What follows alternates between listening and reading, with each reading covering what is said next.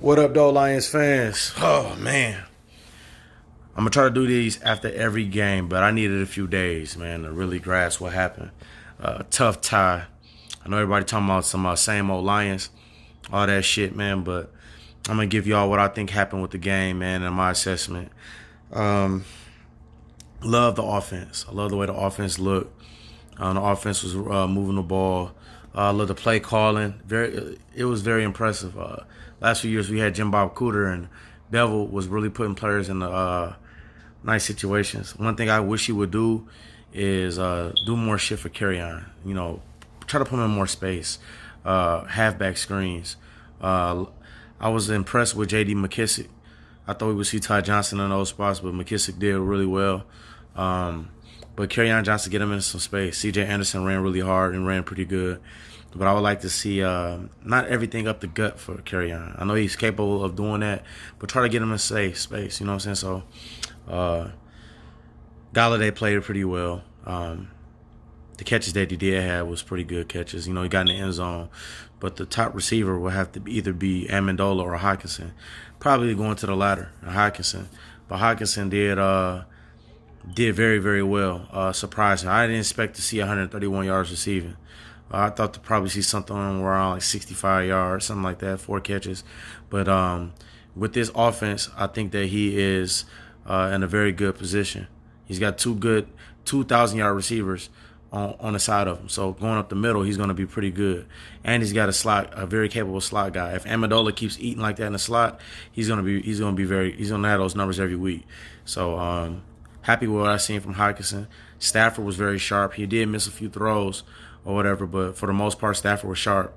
Love the run pass option, the RPO with Stafford. You know, the little read option run. A lot of people ain't expecting Stafford to pull that ball down and run. So that was a good play call by Bevel. I was very happy with the defense and the offense up until 6 minutes into the fourth quarter. Devin Kennard with three sacks. Jones with a sack. Tavai with a sack. So they got after the quarterback. 5 sacks. Rashawn Melvin. I know everybody's going to be talking about Kennard. Tavai played really well, but Rashawn Melvin. That's what the Lions have been missing. They've been missing that number 2. That number 2 corner opposite of Slay. He played really well. He was on him. Last year he struggled in Oakland. This year he's playing against number 2s, and had him playing a lot of zone coverage in Oakland. And you know good and damn well when you have scramble drills or whatever in that zone, you're gonna give up a lot of catches. But he was very sticky. He was very, very good in coverage. A lot of passes defended. He was really well. I was upset with Agnew in the special teams and in coverage. In coverage, he just wasn't there. Special teams, the fumble. The kickoff returns and the punt returns, he just wasn't getting any space. He just, you know, just wasn't reading the holes right. Very ineffective game from Agnew. But defensively, Slay, I think they took too long with putting Slay on Fitzgerald. When Fitzgerald first got cooking, it was time for you to put Slay on him. You know good and damn well that Kyler Murray's going to look to the veteran when he was in trouble, especially when he needed to make plays in the fourth quarter. So I feel like Patricia he was on some bullshit with that. Should have been has Slay shadowing him. Didn't see a lot of Trey Flowers. I know his snaps was limited. I didn't see a lot of Mike Daniels. Ashawn Robinson had a pretty good game. Snacks said he got dominated. I got to go back and look at some more film on Snacks from that game. But for the most part, along the defensive line was supposed to be our strength. Kennard stood out. And the players that we paid the highest money, you know what I'm saying, they didn't show up really. So hopefully we can see a better game from Flowers, Daniels, and Harrison. But good shit from Kennard.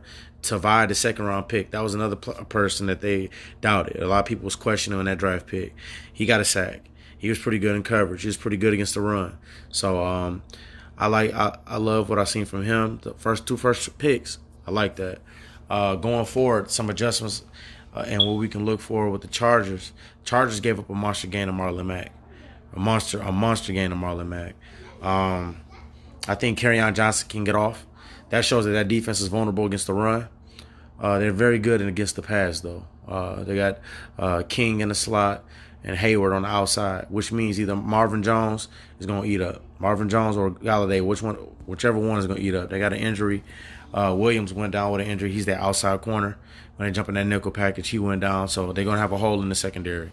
With all that attention going to Hockenson, you can see Amendola or one of the outside receivers get off. But I would love to see either C.J. Anderson or Kerryon Johnson just run crazy. It's going to be loud at Ford Field.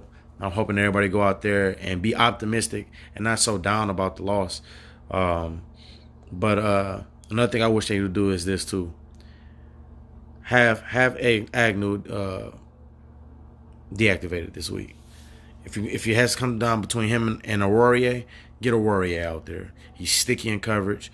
I think he will fill in perfect right next, right in that slot or on the outside. You can either kick Slay inside with Coleman or whatever, and then have him come out there instead of having Agnew in there, or even Mike Ford. Those two guys are they're much stickier. They're bigger corners, and I think they'd be better. And then in the kick return, you can either throw McKissick back there or Ty Johnson, give him a shot. But I think he's on watch. You gotta watch Agnew. I think they were looking at him, possibly cutting him. Another thing I'm looking at is Taylor Decker, man. Taylor Decker.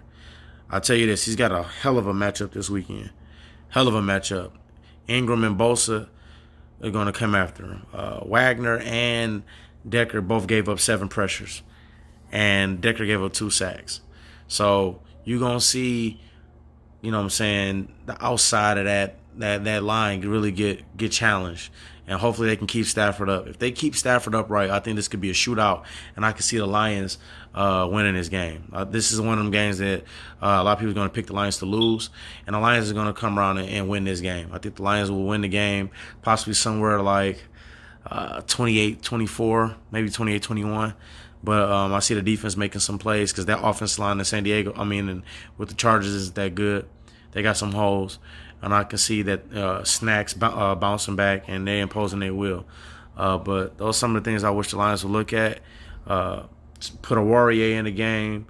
Get creative with some stunts, some blitzes. But I think they should have Slay shadow Keenan Allen, Melvin on Mike Williams, and there you go. Now you got a shot at slowing them down. I don't see Eckler and Jackson running over on the Lions defense. I think the Lions will make the adjustment. They gave up like 85 yards to David Johnson. They didn't have a 100-yard rusher. But I think they'll make the adjustment in the run game. And we all know what the Lions was the top 10 defense last year. Very good against the run with Harrison. So I think they'll make them one-dimensional and they'll slow them down. But this your boy Al Fudge. Thanks for watching. And one pride. Go Lions.